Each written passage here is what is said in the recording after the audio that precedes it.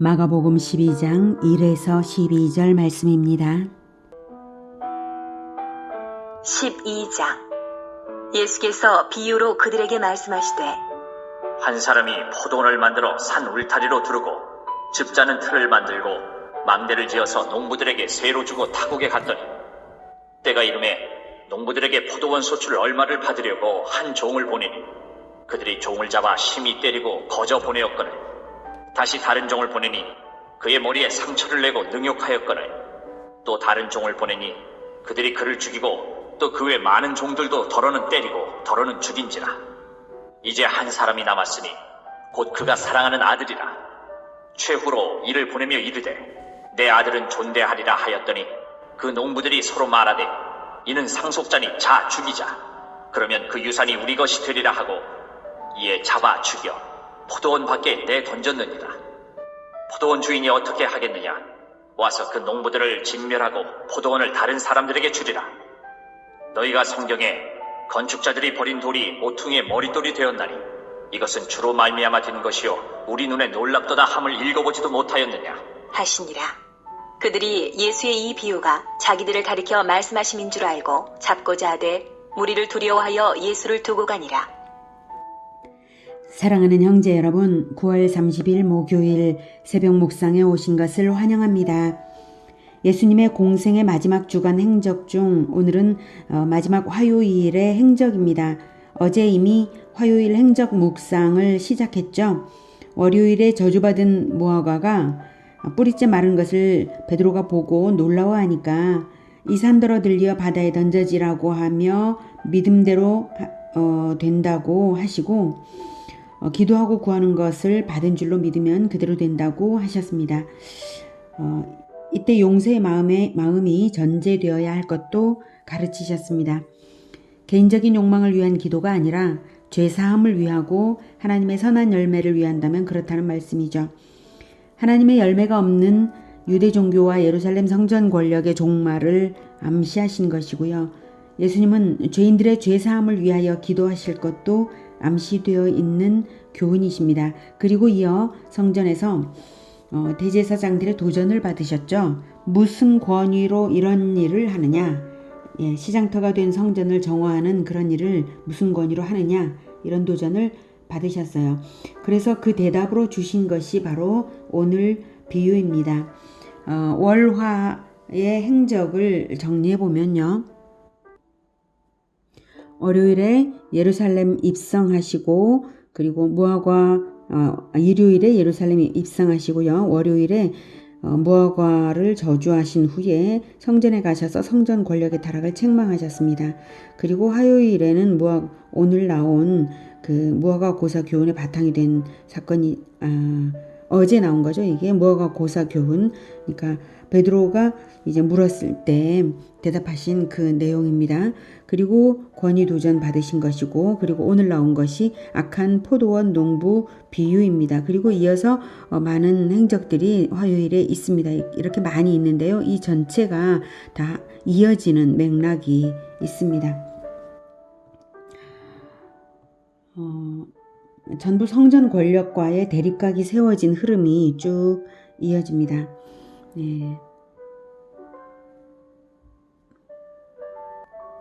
마가복음 12장 1절부터 다시 보죠.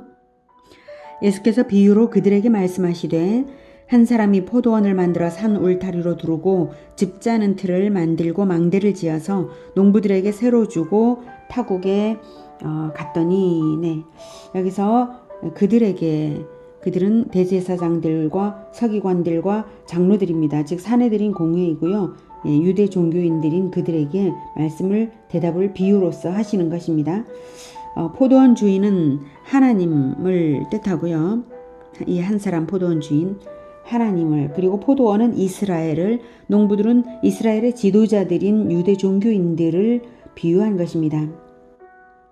때가 이르매 농부들에게 포도원 소출 얼마를 받으려고 한 종을 보내니 그들이 종을 잡아 심히 때리고 거저 보내었거늘 다시 다른 종을 보내니 그의 머리에 상처를 내고 능욕하였거늘 또 다른 종을 보내니 그들이 그를 죽이고 또 그 외에 많은 종들도 더러는 때리고 더러는 죽인지라. 이제 한 사람이 남았으니 곧 그가 사랑하는 아들이라.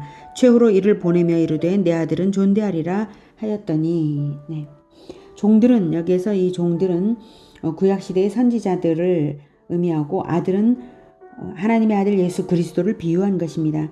구약시대 때부터 이스라엘이 하나님의 언약을 어기고 죄 가운데 있을 때에 이스라엘을 회개시키려고 하나님께서 선지자들을 보내셨죠. 하지만 이스라엘은 회개하기는커녕 오히려 선지자들을 때리고 능욕하고 죽였습니다.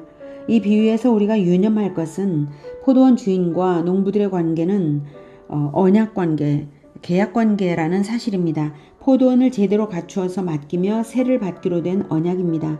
그래서 주인은 언약대로 세를 받기 위해 종들을 보냈습니다. 이 비유를 통해 말씀하시는 것은 이스라엘이 하나님의 언약을 어겼고 악행을 했다는 사실입니다. 하나님은 언약 때문에 곧바로 징벌하지 않으시고 놀라운 인내를 가지고 종들을 계속 보내시면서 언약을 지키라고 요구하고 계시다는 것입니다. 그리고 마지막으로 아들을 보내시는데요. 아들의 경우는 상속자니까 언약의 당사자라고 말할 수 있습니다. 아버지의 언약은 아들에게 물려지니까요. 7절 그 농부들이 서로 말하되 이는 상속자니 자 죽이자. 그러면 그 유산이 우리 것이 되리라 하고. 네. 언약을 물려받은 아들을 죽여버리면 포도원이 자기들 차지가 될 것이라고 말하는 것입니다. 이미 포도원을 차지해서 농사를 짓고 있으니까요. 자기들은. 그래서 그 언약을 물려받은 아들을 죽여버리면 어떻게 됩니까? 바로 자기들이 그 포도원을 차지하게 된다. 이렇게 생각을 하는 것이죠. 농부들은 탐심 때문에 아들을 죽이기로 했습니다. 유대 종교인들도 마찬가지입니다. 예수님이 하나님의 아들이기에 그리스도이시기에 반갑지 않았던 것이고 자기들의 기득권인 성전 권력을 무너뜨릴 자라고 여겼기에 죽이기로 한 것입니다.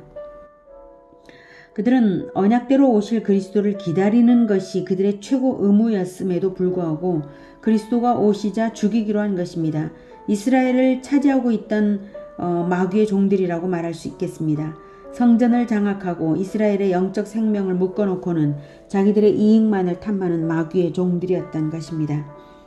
8절 이에 잡아 죽여, 아들을 잡아 죽여 농부들이요 포도원 밖에 내던졌느니라. 포도원 주인이 어떻게 하겠느냐. 와서 그 농부들을 진멸하고 포도원을 다른 사람들에게 주리라. 네. 유대 종교의 종말이 암시된 비유입니다. 그리고 진정한 성전은 다른 사람들, 즉 혈통의 이스라엘이 아닌 이방인들에게 주어질 것이라는 뜻입니다. 건물 성전이 아니라 진정한 하나님의 집인 교회 공동체의 건설이 이방 세계에서 세워질 역사가 암시된 비유입니다. 10절 너희가 성경에 건축자들이 버린 돌이 모퉁이의 머릿돌이 되었나니 이것은 주로 말미암아 된 것이요 우리 눈에 놀랍도 담을 읽어보지도 못하였느냐 하시니라.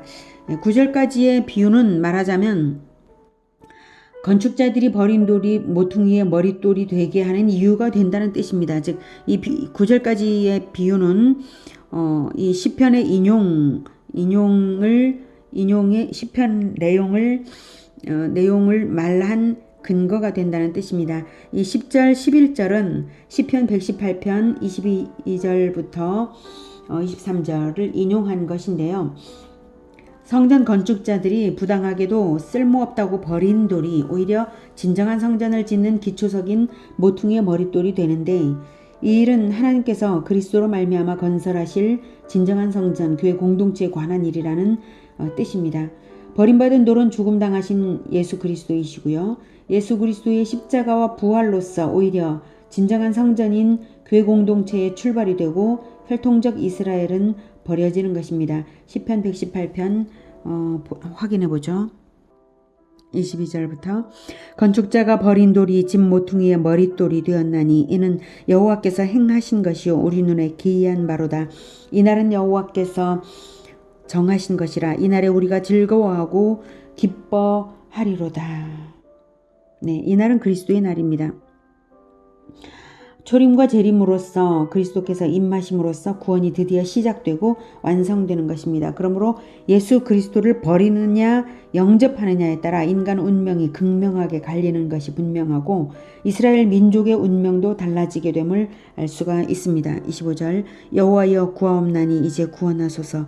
여호와여 우리가 구하옵나니 이제 형통하게 하소서. 여호와의 이름으로 오는 자가 복이 있으며 우리가 여호와의 집에서 너희를 축복하였도다. 네, 이 25절 26절은 일요일에 있었던 예루살렘 입성을 연상시키는 부분이죠. 이렇게 시편을 인용하시면서 그 시편대로 온 자가 바로 나다, 즉 나는 그리스도다 라는 대답을 하고 계신 것입니다. 질문이 무엇이었나요? 네, 대제사장들이 묻기를 무슨 권위로 이런 일을 하느냐, 즉 성전 정화의 일을 하는 권위가 도대체 뭐냐 이렇게 물었죠. 그래서 그에 대한 대답으로서 주신 비유와 인용입니다. 즉 나는 그리스도다. 부당한 성전 건축자들에게 버림받은 돌처럼 너희들에게 죽음을 당할 하나님의 아들이다. 그러나 나로 인해 오히려 진정한 성전은 건축되어 갈 것이다 라는 뜻으로 주신 말씀입니다. 12절 그들이 예수의 이 비유가 자기들을 가리켜 말씀하심인 줄 알고 잡고자 하되 무리를 두려워하여 예수를 두고 가니라. 성전 권력과 유대 종교인들이 두려워하는 것은 하나님이 아니라 군중일 뿐입니다. 그들은 어떻게든 군중을 속여서 하나님의 아들을 죽이려 하고 있습니다. 마귀의 종들이죠. 오늘은 탐심 가득한 종교 권력자들이 언약을 어기고 그리스도를 오히려 죽이고자 하지만 오히려 죽임당하는 그 일을 통해서 하나님의 새 일이 시작될 것을 들었습니다. 그렇습니다. 하나님의 일은 언약을 위하여 자기를 들여 희생하는 하나님의 진정한 종들을 통해 진정한 성전, 교회 공동체가 세워져가는 일입니다. 그 일은 하나님께서 이루십니다. 우리는 순종하고 하나님은 역사하십니다. 우리 교회가 진정으로 그렇게 세워져가는 하나님의 집, 진정한 성전이 되기를 축복합니다. 기도하겠습니다.